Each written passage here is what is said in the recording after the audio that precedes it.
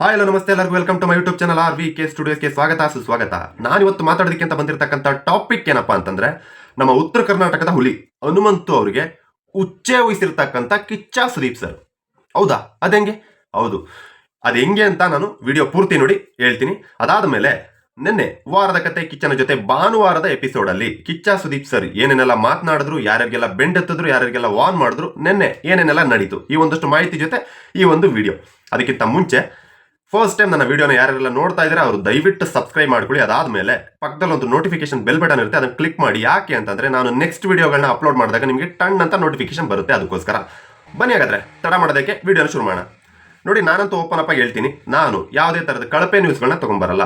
Genuine ಆಗಿ research ಮಾಡಿಬಿಟ್ಟು ನಾನು ತಗೊಂಡ್ಬರ್ತೀನಿ. ಒಂದಷ್ಟು ಎಪಿಸೋಡ್ಗಳನ್ನ ಇವಾಗ ಫಾರ್ ಎಕ್ಸಾಂಪಲ್ ನಾನು ಬಿಗ್ ಬಾಸ್ ಬಗ್ಗೆ ವಿಡಿಯೋಸ್ ಮಾಡ್ತಾ ಇದ್ದೀನಿ ಅಂದ್ರೆ ಎಲ್ಲ ರಿಸರ್ಚ್ ಮಾಡಿಬಿಟ್ಟೆ ತಗೊಂಡ್ಬರ್ತೀನಿ. ಇಂದಿನ ವಿಡಿಯೋದಲ್ಲಿ ಒಂದಷ್ಟು ನೆಗೆಟಿವ್ ಕಮೆಂಟ್ಸ್ಗಳನ್ನ ಆಗ್ತಾ ಇದ್ದಾರೆ. ನಾನು ಗೌತಮಿ ಅವರು ಮತ್ತೆ ಮಂಜಣ್ಣ ಅವ್ರ ಬಗ್ಗೆ ವಿಡಿಯೋ ಮಾಡಿದೆ, ಬಟ್ ವಿಡಿಯೋ ಪೂರ್ತಿ ನೋಡಿದ್ರೆ ಯಾರು ನೆಗೆಟಿವ್ ಕಮೆಂಟ್ ಆಗ್ತಾ ಇಲ್ಲ. ಯಾಕೆ ಅಂತಂದ್ರೆ ಅವ್ರಿಗೆ ಅರ್ಥ ಆಗಿದೆ, ನಾನು ಅಲ್ಲಿ ಇರೋದನ್ನ ಮಾತನಾಡಿದೀನಿ, ಒಳ್ಳೇದನ್ನೇ ಮಾತನಾಡಿದೀನಿ, ಅಲ್ಲೇನು ನಡೆದಿದೆ ಅದನ್ನ ಹೇಳಿದೀನಿ. ತಮ್ಮನೇಲಿ ಕೆಟ್ಟದಾಗಿರ್ಬೋದು, ನಾನು ತಮ್ಮನೇಲಿ ಕೆಟ್ಟದು ಅಂತಾನು ಹೇಳ್ತಾ ಇಲ್ಲ, ಬಟ್ ಜನರ ಮನಸ್ಸಲ್ಲಿರ್ತಕ್ಕಂಥ ಮಾತೆ ಆ ಒಂದು ತಮ್ಮನೈಲ್. ಸೊ ಅದನ್ನ ನಾನು ಹಾಕಿದ್ದೀನಿ. ದಯವಿಟ್ಟು ಇಂದಿನ ವಿಡಿಯೋದಲ್ಲಿ ನೋಡ್ಬಿಟ್ಟು ಯಾರು ತಪ್ಪಾಗಿ ಕಮೆಂಟ್ಗಳನ್ನ ಹಾಕ್ಬಿಡಿ. ಹಾಕಿದ್ರು ನಾನು ತಲೆ ಕೆಡಿಸ್ಕೊಳ್ಳಲ್ಲ, ಯಾಕಂದ್ರೆ ನಾನು ಇರೋದನ್ನ ನಾನು ವಿಡಿಯೋ ಮಾಡ್ತೀನಿ, ರಿಸರ್ಚ್ ಮಾಡಿಬಿಟ್ಟು ವಿಡಿಯೋ ಮಾಡ್ತೀನಿ. ಸೊ ಹಾಗಾಗಿ ಬನ್ನಿ ಹಾಗಾದ್ರೆ ಈ ವಿಡಿಯೋ ಟೈಮ್ ಯಾಕೆ ವೇಸ್ಟ್ ಮಾಡೋಣ.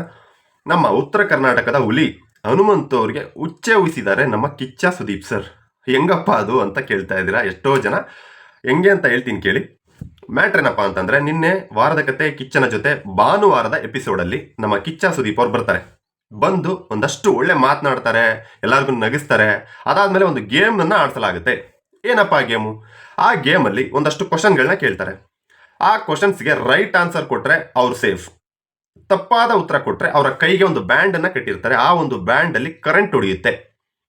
ಈ ಒಂದು ಗೇಮಲ್ಲಿ ಆ ಒಂದು ಬ್ಯಾಂಡ್ ಕಟ್ಟಿರ್ತಾರೆ. ನನಗೆ ಹುಡುಗಿರು ಸಿಕ್ಕಾಪಟ್ಟೆ ಓವರ್ ಆಗಿ ಆಡ್ತಾವ್ರಲ್ಲಪ್ಪ, ಹುಡುಗರು ನೋಡಿದ್ರೆ ಸೈಲೆಂಟ್ ಆಗಿ ಕೂತಿದ್ದಾರೆ, ಕರೆಂಟ್ ಹೊಡೆದ್ರು ಅಂತ ಒಂದು ಜಲ ಕೊಡ್ತಾರೆ, ಸುಮ್ಮನೆ ಕೂತಿದ್ದಾರೆ ಅಂತ ಅನ್ಕೊಂಡಿದ್ದೆ. ಅದಾದ ಮೇಲೆ ಎಲ್ಲರೂ ಕರೆಂಟ್ ಹೊಡೆಸ್ಕೊಂಡ್ರು. ತುಂಬಾ ನೆನಪಿನ ಶಕ್ತಿ ಕಡಿಮೆ ಇದ್ದವರು ತಪ್ಪು ಉತ್ತರಗಳನ್ನ ಕೊಟ್ಟು, ಸೊ ಅವರ ಒಂದು ಅಂದ್ರೆ ಆ ಒಂದು ಗೇಮ್ನ ಉದ್ದೇಶ ಯಾವ ರೀತಿ ಇತ್ತು ಅಂದ್ರೆ ಅವರ ಒಂದು ಮೈಂಡ್ ಎಬಿಲಿಟಿ, ಅವರ ಒಂದು ಮೆಮೊರಿ ಪವರ್ನ ಚೆಕ್ ಮಾಡುವಂತ ಉದ್ದೇಶ ಆಗಿತ್ತು.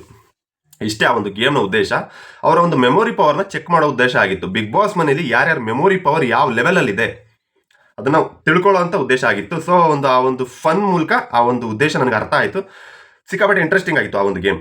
ಆ ಒಂದು ಗೇಮಲ್ಲಿ ನಮ್ಮ ಹನುಮಂತು ಅವರ ಸರದಿ ಬರುತ್ತೆ. ಅವರು ಆಡೋದಕ್ಕೆ ಅಂತ ಬರ್ತಾರೆ. ಅವ್ರಿಗೆ ಕರೆಂಟ್ ಶಾಕ್ ಕೊಡಲಾಗುತ್ತೆ. ಕರೆಂಟ್ ಶಾಕ್ ಕೊಟ್ಟಾಗ ಅವರು ಹುಡುಗಿರಿಗಿಂತ ನೆಕ್ಸ್ಟ್ ಲೆವೆಲಲ್ಲಿ ಪದರಗುಟ್ಟು ಹೋಗ್ಬಿಡ್ತಾರೆ. ನನಗೆ ಅವಾಗ ಅನ್ಸಿದ್ದೇನು ಅಂತಂದ್ರೆ, ಓಹೋ ಇದು ರಿಯಲ್ ಆಗಿ ಕರೆಂಟ್ ಹೊಡಿಯುತ್ತೆ, ಹುಡುಗಿರು ಓವರಾಗಿ ಆಡ್ತಾ ಇಲ್ಲ, ಇಟ್ಸ್ ಓಕೆ. ಬಾಯ್ಸ್ ಯಾಕೆ ಕಂಟ್ರೋಲ್ ಮಾಡ್ಕೊಂಡ್ರು ಅಂದ್ರೆ, ಓಕೆ ಅವ್ರಿಗೆ ಆ ಒಂದು ಫೀಲ್ ಮುಂಚೆ ಅವ್ರಿಗೊಂದು ಎಕ್ಸ್ಪೀರಿಯನ್ಸ್ ಇದೆ, ಬಹುಶಃ ಹಾಗಾಗಿ ಅವ್ರು ತಡ್ಕೋತಾ ಇದ್ದಾರೆ. ನಮ್ಮ ಹನುಮಂತು ಅವ್ರಿಗೆ ಪಾಪ ಸಿಕ್ಕಾಪಟ್ಟೆ ಮುಗ್ದ್ರು. ಅವ್ರಿಗೆ ಒಂದು ಸ್ವಲ್ಪ ಮಗುವಿನ ಮನಸ್ಸು, ಅವ್ರಿಗೆ ಅದೆಲ್ಲ ಗೊತ್ತಿಲ್ಲ. ಸೊ ಹಾಗಾಗಿ ಅವ್ರಿಗೆ ಅದೊಂದು ಹೊಸ ಎಕ್ಸ್ಪೀರಿಯನ್ಸ್, ಹಾಗಾಗಿ ಆ ರೀತಿ ಹಾರಾಡಿದ್ರು. ನೋಡೋದಕ್ಕೆ ಅವ್ರು ಹಾರಾಡಿದ್ರು ಅದನ್ನ ನೋಡೋದಕ್ಕೆ ಒಂದಷ್ಟು ಖುಷಿ ಆಗ್ತಾ ಇತ್ತು. ಇದಾದ್ಮೇಲೆ ಆ ಒಂದು ಆಟಕ್ಕೆ ಬರೋಕ್ಕಿಂತ ಮುಂಚೆ ಯಾರೆಲ್ಲ ಕಂಟೆಸ್ಟೆಂಟ್ಗಳು ಆಟ ಆಡಿದ್ರು ಅವ್ರನ್ನೆಲ್ಲ ನೋಡಿದ್ಮೇಲೆ ನಮ್ಮ ಹನುಮಂತು ಅವರು ಅವರ ಸರದಿ ಬಂದಾಗ ಸುದೀಪ್ ಅವ್ರಿಗೆ ಹೇಳ್ತಾರೆ. ಸುದೀಪ್ ಸರ್ ಹೇಳ್ತಾರೆ, ನೋಡಿ ನಿಮ್ಮ ಸರದಿ ಬಂದಿದೆ, ಬನ್ನಿ ಹನುಮಂತು ಅವ್ರೆ ಅಂತ ಕರೆದಾಗ ಸುದೀಪ್ ಸರ್ಗೆ ನಮ್ಮ ಹನುಮಂತು ಅವ್ರು ಹೇಳೋವಂಥ ಮಾತು ಏನಪ್ಪಾ, ಸ್ವಲ್ಪ ಉಚ್ಚೆ ಹೊಯ್ಕೊಂಬತ್ತೀನ್ರಿ ಅಂತಂದೇಳಿ. ಇದೇ ನಾನು ಮೊದಲು ಹೇಳಿದಂಥ ಮಾತು. ಅಂದರೆ ಅವ್ರಿಗೆ ಆ ಒಂದು ಆಟನ ನೋಡಿ ಮುಂಚೆನೆ ಭಯ ಆಗೋಗ್ಬಿಟ್ಟಿರುತ್ತೆ. ಹಾಗಾಗಿ ಎಲ್ಲಿ ಆ ಒಂದು ಕರೆಂಟ್ ಶಾಕ್ ಕೊಟ್ಟಾಗ ಮಿಸ್ ಆಗಿ ನಾನು ಅಲ್ಲೇ ಉಚ್ಚೆ ಹೊಯ್ಕೊಂಡ್ಬಿಡ್ತೀನಿ ಅನ್ನೋ ಒಂದು ಕಾರಣಕ್ಕೆ ಅವರು ಮುಂಚೆನೆ ಕೇಳ್ಕೊತಾರೆ. ನೋಡಿ ಎಷ್ಟು ಮುಗ್ಧವಾದಂಥ ಮನಸ್ಸು, ಅದನ್ನು ಓಪನ್ ಅಪ್ ಆಗಿ ಹೇಳ್ಕೊತಾರೆ. ಅವರ ಒಂದು ಫೀಲಿಂಗ್ಸ್ ಅಂದರೆ ಅವ್ರಿಗೆ ಗೊತ್ತು ಎಲ್ಲರಿಗೂ ಆಗೋದೇ ನನಗೂ ಆಗೋದು ಅಂತ. ಅದನ್ನು ಓಪನ್ ಆಗಿ ಹೇಳ್ಕೊಳ್ಳೋದು ಹೇಳಿ. ಎಷ್ಟೋ ಜನ ಮುಗ್ಧರು ಮಾತಾಡಲ್ಲ, ಎಷ್ಟೋ ಜನ ಧೈರ್ಯ ಇರಲ್ಲ, ಬಟ್ ಇವರು ಧೈರ್ಯವಾಗಿ ಮಾತನಾಡ್ತಾರೆ, ಹೇಳ್ತಾರೆ ಅವರ ಒಂದು ಫೀಲಿಂಗ್ಸ್ನ. ಸೊ ಹಾಗಾಗಿ ಅವ್ರನ್ನ ವಾಶ್ರೂಮಿಗೆ ಕಳಿಸ್ತಾರೆ. ಅವ್ರು ಹೋಗ್ಬಿಟ್ಟು ಸೂಸು ಮಾಡ್ಬಿಟ್ಟು ಬಂದು ಆ ಒಂದು ಗೇಮ್ಗೆ ಎಂಟರ್ ಆಗ್ತಾರೆ. ಆಮೇಲೆ ಎಂಟರ್ಟೈನ್ ಮಾಡ್ತಾರೆ. ಓಕೆ, ಅದಾದ್ಮೇಲೆ ಒಂದು ಬಣ್ಣದ ಗೇಮನ್ನು ಆಡ್ಸಲಾಗಿತ್ತು. ಮುಖಕ್ಕೆ ಬಣ್ಣಗಳನ್ನ ಹಾಕೋದು ಅಂದ್ರೆ ಯಾರು ಯಾರಿಗೆ ಅಡ್ಡಿ ಆಗ್ತಾ ಇದ್ದಾರೆ. ಈಗ ನನಗೆ ನನ್ನ ಪಕ್ಕದಲ್ಲಿ ಒಬ್ಬ ಫ್ರೆಂಡ್ ಇದ್ದಾನೆ ಅಂದ್ರೆ, ಯಾರು ನಾವು ಒಂದು 3 ಜನ ಇದೀವಿ ಅಂದ್ರೆ ನನಗೆ ಯಾರು ಅಡ್ಡಿ ಆಗ್ತಾ ಇದ್ದಾರೆ, ನಾನು ಮುಂದೆ ಹೋಗೋದಕ್ಕೆ ಇವನ ಇದೇ ಆ ಒಂದು ಆಟದ ಉದ್ದೇಶ ಆಗಿತ್ತು. ಆ ಒಂದು ಆಟನ ನಾನು ನೋಡಿದಾಗ ನಾನು ಅಬ್ಸರ್ವ್ ಮಾಡಿದ್ದೇನಪ್ಪ ಅಂತಂದ್ರೆ, ಭವ್ಯ ಅವರು ಮತ್ತೆ ತ್ರಿವಿಕ್ರಮ್ ಅವರು ಅಷ್ಟೊಂದು ಫ್ರೆಂಡ್ಶಿಪ್ ಇದೆ, ಅಷ್ಟೊಂದು ಬಾಂಡಿಂಗ್ ಇದೆ ಅಂತಿರಲ್ಲ, ಎಲ್ಲೋಯ್ತಪ್ಪ ನಿಮ್ಮ ಬಾಂಡಿಂಗ್? ನೀವು ಅವ್ರು ನಿಮಗೆ ಭವ್ಯ ಅವರು ತ್ರಿವಿಕ್ರಮ್ ಅವ್ರನ್ನೇ ನಮಗೆ ಅಡ್ಡಿ ಆಗ್ತಾ ಇರೋದು ಅವರೇ ಅಂತ ಚೂಸ್ ಮಾಡಿದ್ರು. ಅಂದ್ರೆ ಊಸರವಳ್ಳಿ ಎಷ್ಟು ಚೆನ್ನಾಗಿ ಬದಲಾಗ್ಬಿಡುತ್ತೆ ಅಂತ ನಮ್ಮ ಭವ್ಯ ಅವರು ಅವಾಗವಾಗ ಪ್ರೂವ್ ಮಾಡ್ತಾ ಇರ್ತಾರೆ. ನೆನ್ನೆ ಅವ್ರು ಹೇಳ್ತಾರೆ, ತ್ರಿವಿಕ್ರಮ್ ಅವ್ರ ಹೆಸರನ್ನ ಹೇಳ್ತಾರೆ. ಅದಾದ್ಮೇಲೆ ಒಂದಷ್ಟು ಹೆಸರುಗಳನ್ನ ತಗೋತಾರೆ. ತ್ರಿವಿಕ್ರಮ್ ಅವರು ಮ್ಯಾಕ್ಸಿಮಮ್ ಹೆಸರುಗಳು ಬರೋದಲ್ಲಿ ಆ ರೀತಿ ಅಡ್ಡಿ ಆಗ್ತಾ ಇರುವಂಥ ಮ್ಯಾಕ್ಸಿಮಮ್ ಕಂಟೆಸ್ಟೆಂಟ್ಸ್ ತಗೊಳ್ಳೋದು ನಮ್ಮ ಹನುಮಂತ್ ಅವ್ರ ಹೆಸರನ್ನ ತಗೋತಾರೆ. ಅದಾದ್ಮೇಲೆ ನಮ್ಮ ತ್ರಿವಿಕ್ರಮ್ ಅವ್ರ ಹೆಸರನ್ನ ತಗೋತಾರೆ. ಹನುಮಂತ್ ಅವ್ರ ಹೆಸರನ್ನ ತಗೊಂಡಾಗ ಪಾಸಿಟಿವ್ ಆಗಿ ಹೇಳ್ತಾರೆ ಎಲ್ಲರೂ. ಅವ್ರ ಬಗ್ಗೆ ಕೆಟ್ಟದಾಗಿ ಹೇಳಲ್ಲ, ಅವ್ರು ಅಡ್ಡ ಆಗಿದ್ದಾರೆ ಅಂತ ಹೇಳಿದ್ರು ಕೂಡ, ಬಟ್ ಪಾಸಿಟಿವ್ ಆಗಿ ಹೇಳ್ತಾರೆ. ಬಟ್ ತ್ರಿವಿಕ್ರಮ್ ಅವ್ರ ಬಗ್ಗೆ ನೆಗೆಟಿವ್ ಆಗಿ ಹೇಳ್ತಾರೆ. ಅಂದ್ರೆ ನಾನು ತ್ರಿವಿಕ್ರಮ್ ಅವ್ರ ಬಗ್ಗೆ ನಾನು ಕೆಟ್ಟದಾಗಿ ಮಾತನಾಡ್ತಾ ಇಲ್ಲ, ಇರೋದು ನಡೆದಿದ್ದನ್ನ ಹೇಳ್ತಾ ಇದ್ದೀನಿ. ಬಟ್ ಇವ್ರನ್ನ ಹನುಮಂತ್ ಅವ್ರನ್ನ ನೋಡಿ ಉರ್ಕೊಳ್ದೇ ಇರೋರು ತ್ರಿವಿಕ್ರಮ್ ಅವ್ರನ್ನ ನೋಡಿ ಉರ್ಕೊಂಡ್ರಾ? ಇದೊಂದು ನನಗೆ ಬಂದಂತ ಡೌಟ್. ನಿನ್ನೆ ಅವ್ರು ಕೊಟ್ಟಂತ ಕಾರಣಗಳಲ್ಲಿ, ಅವರು ತ್ರಿವಿಕ್ರಮ್ ಅವ್ರ ಬಗ್ಗೆ ಕೊಟ್ಟಂತ ಕಾರಣಗಳಲ್ಲಿ ಅದೊಂದು ನಾನು ಅಬ್ಸರ್ವ್ ಮಾಡಿದೆ. ಬಹುಶಃ ತ್ರಿವಿಕ್ರಮ್ ಅವ್ರನ್ನ ನೋಡಿ ಅಲ್ಲಿರೋರ್ಗೆನೆ ಸಹಿಸ್ಕೊಳಕ್ ಆಗ್ತಾ ಇಲ್ಲ. ಅವರ ಒಂದು ಎಬಿಲಿಟಿ, ಅವರ ಒಂದು ಪವರ್, ಮತ್ತೆ ಅವರ ಒಂದು ಜರ್ನಿ, ಅಲ್ಲಿಂದ ಇಲ್ಲಿವರೆಗೂ ಬಂದಿರತಕ್ಕಂಥ ಜರ್ನಿ ಎಲ್ಲಿ ಕೊನೆವರೆಗೂ ಹೋಗ್ಬಿಡ್ತಾರೋ ಅನ್ನೋ ಒಂದು ಭಯ ಬಹುಶಃ ಅವ್ರಿಗೂ ಕಾಡ್ತಾ ಇರ್ಬೋದು. ಹಾಗಾಗಿ ಒಂದಷ್ಟು ನೆಗೆಟಿವ್ ಕಮೆಂಟ್ಸ್ನ ಕೊಟ್ಟರು ಅವರಲ್ಲಿ.